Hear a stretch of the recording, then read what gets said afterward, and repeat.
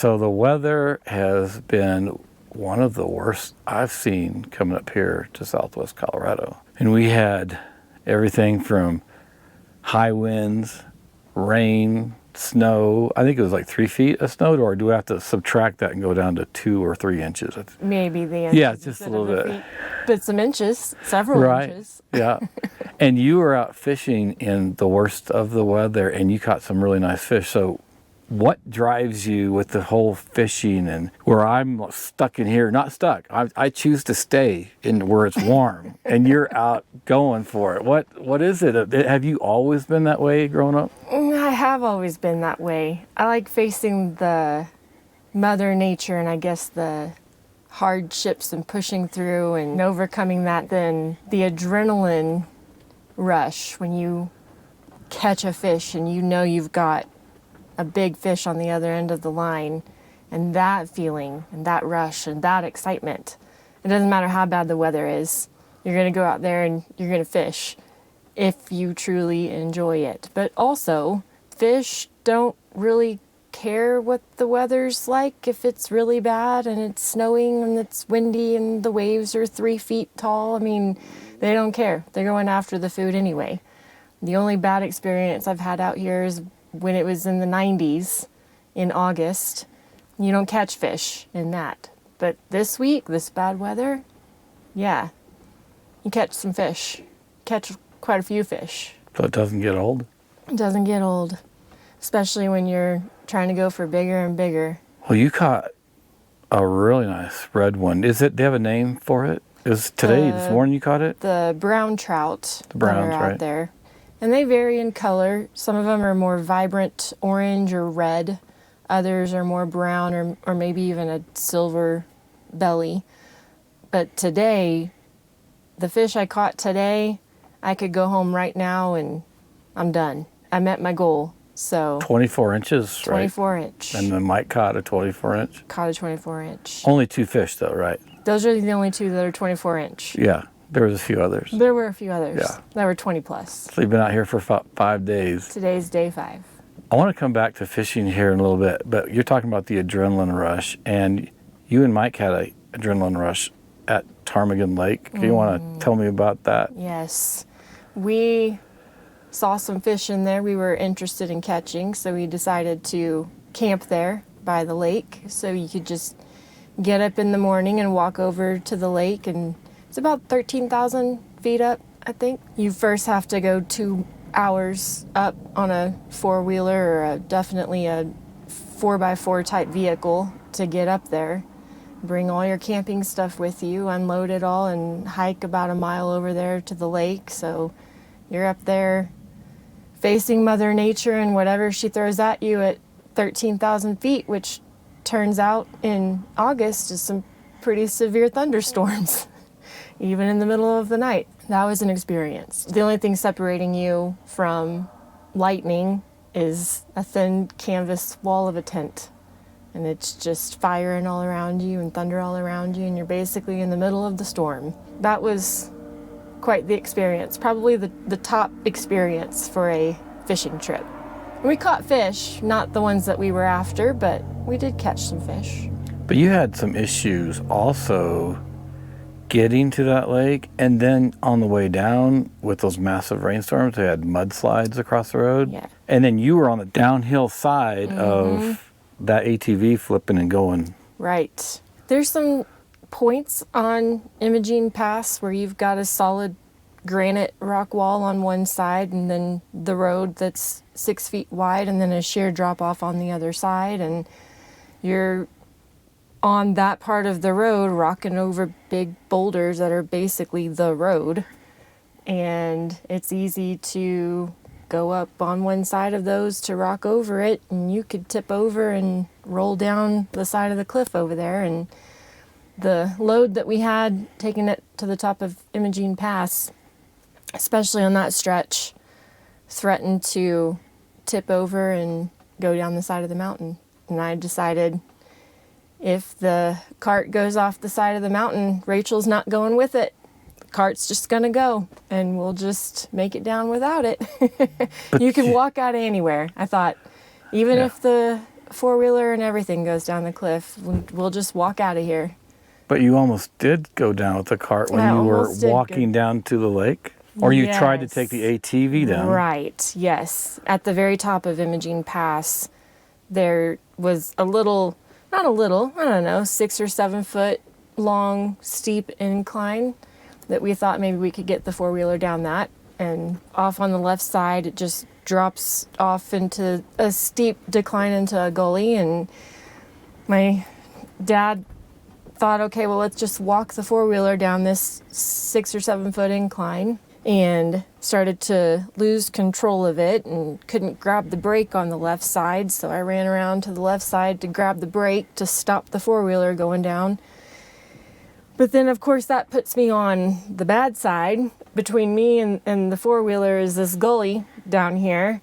And I just look up and I tell my dad, I am on the wrong side of this four-wheeler. And he's like, I know. So he gets control of it, and I back up off that side of the four-wheeler, and backing up, I lost my balance and fell down, and he kicked the four-wheeler into reverse to get it backed up that hill, not knowing that I was back there. And the four-wheeler tire spun on my leg, me laying down on the ground. Four-wheelers, he's trying to back it up. And I scurried out from underneath it real quick, and then he got it backed up. But he had no idea that I had fallen down back there. He's just trying to keep the four-wheeler from going down the mountain. So I almost also went down the mountain. Do you still have tire tracks on your legs? I don't. Took a couple of weeks for those to go away. Yeah, that was a really interesting trip. And because the year before you guys were up there, and there was some huge fish that I guess have been left alone for about 50 years. I guess. Slight exaggeration. A while, yeah. But then when you came back, it evidently got fished out, maybe? Evidently, not sure what happened to them. So the year before, we went up there just for a day trip just to check it out. Saw the high alpine trout that everyone who high alpine fishes hopes to catch. So we came back this year to be up there for a good few days, increase our chances of trying to catch that fish. And that water is crystal clear. You can see the bottom easy. And a lot of people will sight fish when they see those size fish in there. So you can see if they're there or not. And we walked the whole outer edge of that lake for days and never saw that fish. The same one that we saw the year before. Giant, red, cutthroat, high alpine trout. Bigger than 24? Had to have been, yes. Because you caught 24s today, so you know. Yes, the size, yes. So you brought other gear up there, fly fishing also? Yeah, we did bring fly rods, and for both of us to fly fish. The year before that day trip, we just had normal spin casting lures, and we threw those in front of that giant fish and would not touch it. So we thought, well, we need to try fly fishing. We'll probably will eat a fly. For the longer trip this past year, we brought the fly rods, and we tried the fly fishing a little bit. We did catch some on the fly rods, but when we first didn't see the fish that we were after, second had thunderstorms and even hailed on us a couple of days, just the weather was not good. We just didn't get what we were after. But the fly fishing would have probably been effective at catching that fish if that fish had been there. So I want to come back to where we're at here fishing this week and how bad the weather's been, and again how tough you are. But you know, there's a lot of people that love camping and fishing, and I see a lot of men. I mean, probably I would say 90% of the fishermen are men. Mm-hmm. But you are right out here in the midst of it and just going for it. And it's like, I want to come back to kind of what we talked about, what drives you, and why do you go out when it's snowing and raining? And that's some of the times, the best times to fish, right? But why? Why do you do it? Why not stay in the RV? And there are times, actually there's not. It's like when I am training for a half marathon or a marathon, and you've got to run, and you've got to put the work in. You've got to go out. You've got to go run 3 miles after you've worked all day and you don't feel like it. And you get home from work and you're like, I just don't want to do this. And then you get ready and you get out there and you're like, yeah, I'm glad I did this. It's similar to that. It's cold. It's snowing. The wind is 40 miles per hour gusts. And you're just looking at it and it just looks miserable. And you're thinking, I really don't want to get out there in that. But I know the fish are probably biting, and this is going to be the one time that the 24-inch comes along and I can't pass up the opportunity. And you just wear the right clothes and have the right gear. Just make sure that you're winning against Mother Nature. And you get out there, and as long as you're staying comfortable, it's fine. The wind can be 40 mile per hour gusts and the water washing up to your waist and the snow hitting you in the eyes and you can barely see. And as long as you're properly dressed for it, then you can enjoy the fishing. And the adrenaline rush comes back as soon as you land that first fish. Now, if you're out there for 30 minutes and you've cast and cast and cast and you don't even see a fish, it's really hard to stay motivated out there when the weather's bad. But this week, the days that it was bad and going down there, within 30 minutes, at least getting bites on the lures, and that's enough to keep you going, where you're like, okay, they are biting, they are active. I don't care how bad it is, we're staying out here. And it paid off every time. We caught monsters in the middle of the snow and the wind. Yeah, do I always say, yeah, I just can't wait to get out there? No, but I know if I just get myself out there, I'm going to have a blast. And that's that way every time. So. Do you find that it's the first time you throw in that you're getting more success, or, I mean, you just got to put the time in? I mean, if you ask my dad, Mike, I don't know what his secret is. His first cast in, he's going to catch a fish. And it's frustrating because I'm sitting there and I'll throw it 5 times, 10 times. And the time it takes me to catch my first fish, he's probably caught 3. I don't know what the deal is. Sometimes I think maybe the fish can tell who wants it more. So they go for that. And that's why he catches more. So for me, usually it does take a few times of throwing it out there and finding the right spot, getting the lure lined up right with the bank. Then once you catch it, then it seems to take off after that. How it's been this week, it's been bursts. So we'll have moments, several minutes of just fish after fish after fish.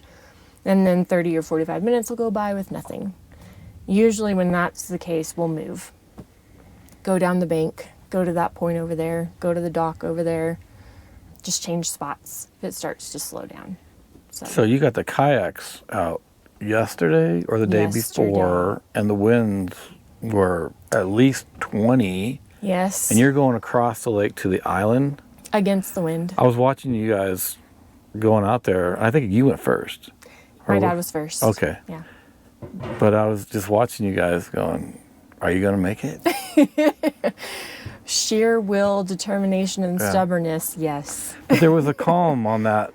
Is it the leeward side or something that where right. you had a little... There's an island out there, and the island serves as a windbreak. Yeah. So we were down here in a cove with the waves coming directly into that cove. So that was a little challenging getting out of that with those massive waves. But once you got over into the windbreak of the island and that channel, it got easier. Then go over to the island and fish off the island, which... There's not as many people that fish over there that are fishing over there. I think that's why the fishing is better, because it's not as heavily fished. That's where we've caught our largest trout. And there's a big drop-off. There's a big drop-off. So there's a channel there. I've heard in talking to Mike, and he's been out here a lot, and you've been out here several times, maybe 3 times.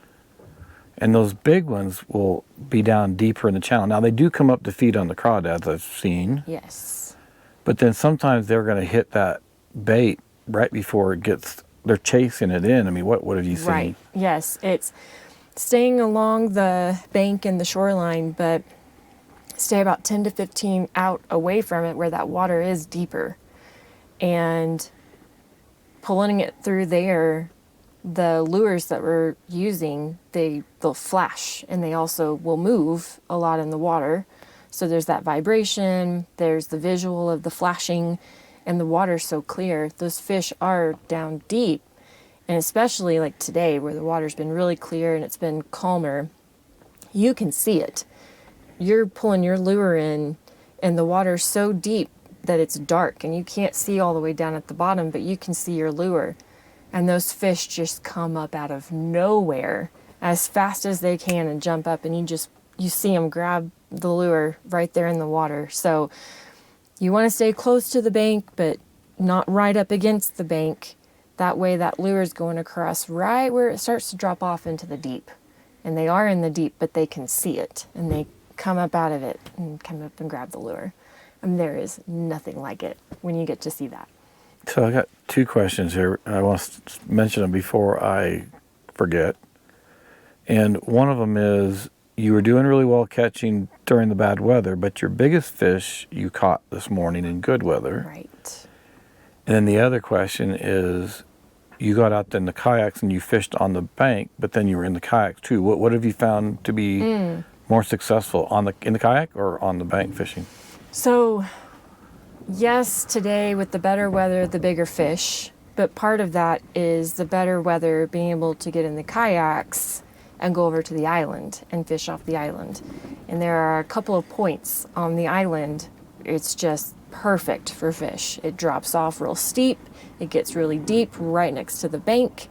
There's a part on the south side of the island where the wind is really hitting and the waves are massive. And we're in our waders and we're walking out there about waist deep in the water and casting it out there against the waves. And it's just washing all that food up. The water is pretty violent over there, and the fish seem to like that more. That's where we're catching the big ones. But we can't get over there if the weather's bad. So I think that's part of why good day today, catch the big fish today, get to the island today. As far as fishing in the kayak versus fishing off the bank, this is my first time in a kayak. So I'm learning how to maneuver a kayak. Learning how to maneuver a kayak in 20-mile-per-hour winds while trying to fish at the same time, and you have a life jacket on that's bulky. It is not easy, nor would I say it's very fun right now. But I would say this is not a good experience. If the wind wasn't like it is and it was calmer and still, and we could sit out there in the middle of the lake and fish from the kayaks that way, it would probably be a better experience. I'd like to try it again. I really like the kayaks. It's a lot of fun to be out there on the water, sitting in a kayak that puts you really close to the water, so you're practically sitting on the water and fishing from there. That's a lot of fun. I just need it to be a little bit better on the wind and calmer water. So the south side over there where the waves are hitting, that's more shallow, isn't it? It is. The bank extends out pretty far, shallow water. I mean, it's rounded gravel, river rock, but it goes out for about 20 feet or so, maybe even further. But past that, it drops off deeper. So that's why we've got our waders on and we're walking out on that bank quite a ways out into the water, and then throwing way out there in the deeper part. And they're just following it they're following it from that deeper water into the shallow water, following our lures in. Are they feeding on the crawdads? They're crawdads, right? There's crawdads, but there are also baby trout. So brown trout are the wolves of the lake, and they are also feeding on the baby trout, and the crawdads and the baby trout. So our lures mimic the baby trout, and that's why they're coming for them. So you live in Texas. I do. And it's too far away from Colorado. It's 16 hours drive to where we are today. If you want to be on the east side. But I know you love coming up here. And you get up here a couple times a year? 2 or 3 times a year. It's a real break for you. What do you love about it? Is it getting away from the city? Is it getting up to the mountains and all the beauty? Or is it also, because I know you have, I don't know how stressful your job is, but is it nice to get away from one, the heat, and also then the stress of your job to get a break? It's several things. The main thing is I love being outside. I love nature. And if I'm going to choose my number one environment to enjoy nature, it's going to be the mountains. I love the trees, I love the water, I love the mountains, I love the sky and the fresh air. And that's why Colorado is one of my favorite states. It has all of those things. I would live here if I could. The job that I love is in Texas. My family and friends and everyone are in Texas, so I'm in Texas. My job is stressful. I enjoy it. I love it. I love my job. But it is nice to get a break. Everyone needs a break. You can't just work 24/7. You won't be good at your job. You have to take a break. And this is my break. This is the best break I could give myself. Come up to Colorado, spend a week in the mountains, out in nature, being active, out there fishing. My body is so sore right now. My right arm can barely lift it from casting so much, but I like being active and outside in the fresh air and the mountains, and there's nothing like being in the middle of this lake and you look around and there's geese over there and ducks over there and a beaver over there and the mountains up there and the trees all around and the deer, and you can hear the elk off in the distance, and it's just an amazing experience if you love nature. I could be out here forever, but it's a nice break from work too, and the stresses of life and all of that, to just recharge. So when you go back, do you find yourself with a lot more energy and excitement? And how long does that last before you're looking for the next trip? Yeah, I am already sad to leave, and I'm looking forward to the next trip. And I haven't even left this one, so it doesn't take any time at all. A couple of months, every 3 months or so, I'm ready to take another break. And it doesn't have to be this big of a trip. This is a pretty big trip. I would do this 2 times a year. But every couple of months, every few months, at least a few days break away. The unfortunate part about just a few days trip away, Colorado is too far for a few days trip away. I would spend 1 day driving up here, 1 day here, 1 day driving back home. That's why I plan my bigger trips to come up here for a week, get a bigger getaway. And then back home in Texas, there's plenty of other places that are closer. I mean, Arkansas is not that far away, which it's not the same as the Rocky Mountains, but it's still that same concept, and go up into those mountains and get a break. Or parts of Texas can offer a little bit of that, but nothing like Colorado. Is it Beaver Bend or something in southeast Oklahoma, down by Broken Bow? That's pretty. I mean, that's got some clear water, the clearest water in Oklahoma, and you got pine trees and some hills. Yes, not hills, mountains. Not mountains. I have been there. I like that area. It's very pretty. And I have not fished there, so I'm not sure about the fishing. But as far as a getaway, to be out in nature and in the mountains, it's close enough. A good few days break. I've heard that is highly fished or populated with fishermen now and along the river, and they're just lined up. And it didn't used to be that way. It's been a long time since I've been back there, 20 years, because I used to design a lot of highways in that part of the country. But I think it's gotten real busy. You're too close to fishermen, in my opinion. And out here, where we come out here, it takes a long time to get here, but you've got so much opportunity for the fishing, and there's not a lot of people. And a lot of people, I think, there's a lot of locals, but then there's not even a lot of them. Right. That's what's nice about coming out here. And that's what I would rather have. I wouldn't want to go to, I think it's Beavers Bend, that area, and have someone 12 feet away from me on this side, 12 feet away from me on this side, and 3 more across the river. That's not what I'm after. I'm after this area, this lake. There's hardly anyone out here. You have the whole thing to yourself. I'm curious about what you would say to other ladies who maybe don't go camping, or maybe they go camping but then they don't go fishing. It could be hunting or anything like that outdoors. Maybe you're riding an ATV and four-wheeling, but what kind of advice or encouragement would you give? Maybe people in general, but I kind of want to know from your perspective about from the women, because I know my wife is just kind of hesitant to get out. Mm-hmm. But every time she goes out with me, she loves it, Mm-hmm. at least for a while. Right. You don't have the comforts of home. When you're out camping and you're out in nature, you don't have the electricity and the power and the water. I mean, you don't have those comforts of home.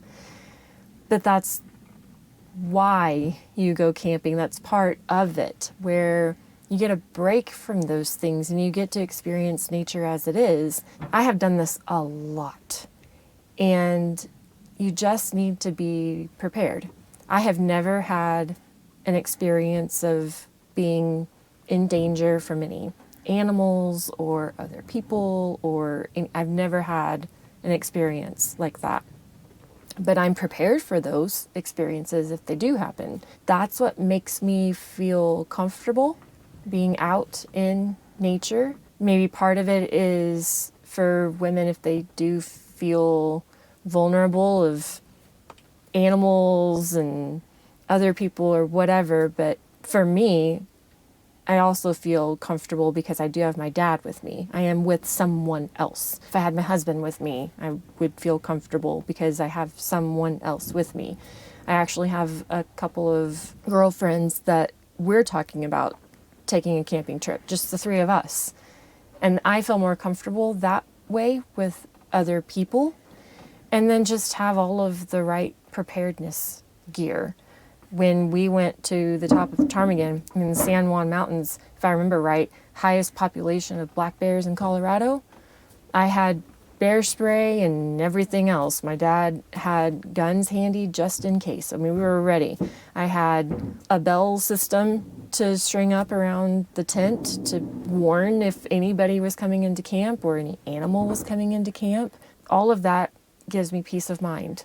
Had a really nice trauma kit just in case something happened. Made sure we had service to call for help if we needed to.